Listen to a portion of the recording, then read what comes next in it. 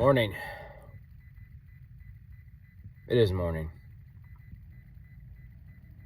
The reality of it is that there are fucking cheaters everywhere and anywhere. And unfortunately, you tech Fruit Loops are like, AI is the best thing. AI is going to be great. Yeah, it is pretty great, but people are going to start to use it to make door-breaking cheat engines and stuff. You know, competitive gaming, PvP, PvE, any server-based thing, it's no longer safe anymore.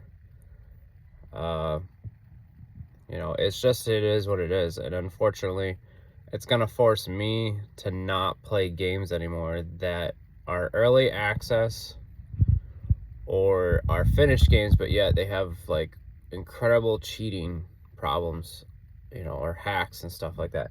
And yeah, like, I'm not saying I'm the best player, but like I can definitely tell when someone's doing something that's manipulating the game where like I'm like, you shouldn't be able to do that.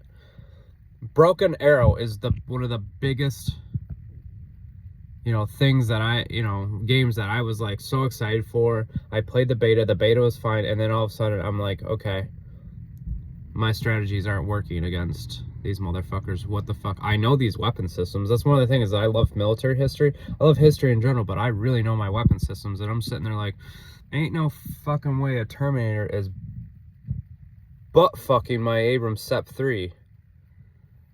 You know, there ain't no way a fucking, you know, Blackhawk has taken 2 man pads and, you know, being able to retreat and get the fuck out of the way of that, you know. They released a game that was not ready to be released without anti-cheat, and that's just the sad thing. And for the people who say in discussions that are like, oh, why am I banned? Like, obviously, motherfucker, you did something wrong. There ain't no false positive in that shit. You know, and to show my friend who consistently is like, oh, it's not that bad, I showed him that one of the thing I showed him, I played a match against him just to show him like, hey dude, like you fucking suck. And he's like, oh dude, you're not that great. I'm like, yeah dude, because I was using fucking Wand, which is primarily a cheat engine made for single player games. And I use it just to dick around, see like what the potential is for a game or what you can do, because like I work, I'm an adult, I want to dick around and have fun, but I usually do it with myself, nobody else. Now I want to talk about Sand.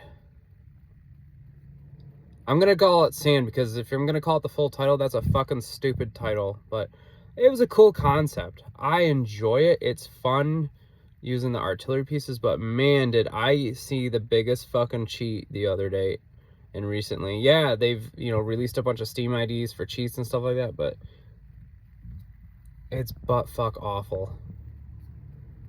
Every time me and my crew fucking go out and we get loaded, all of a sudden, out of nowhere, a player with a giant chassis, the big, great chassis, shows up out of anywhere and is like, you fucking suck, nerds. Fucking, you know, there's no way we ever get to, like, just get the fuck out of there. So, it is what it is. So, if you want to have fun, play finished games, and you should be going back to single player. Don't keep shelling out money for multiplayer games that can't protect their systems from outside influences and stuff. I get you can bitch and moan and everything like that, but the only way to really stop this is just stop playing for those games, and they'll learn. You know, at that end of the day, only the cheaters will be playing it. You know, it is what it is. So my hiatus from streaming on Postscriptum and other multiplayer games is just because I'm finally back working at home. I no longer have to drive an hour to get to work, and I have to reconfigure my OBS stream because OBS updated and it's like all fucking stupid. So, well, like most things, there's always a fucking problem now. Nothing ever works. You're always paying for something. Nothing's free. So eat shit and you'll die. Bye.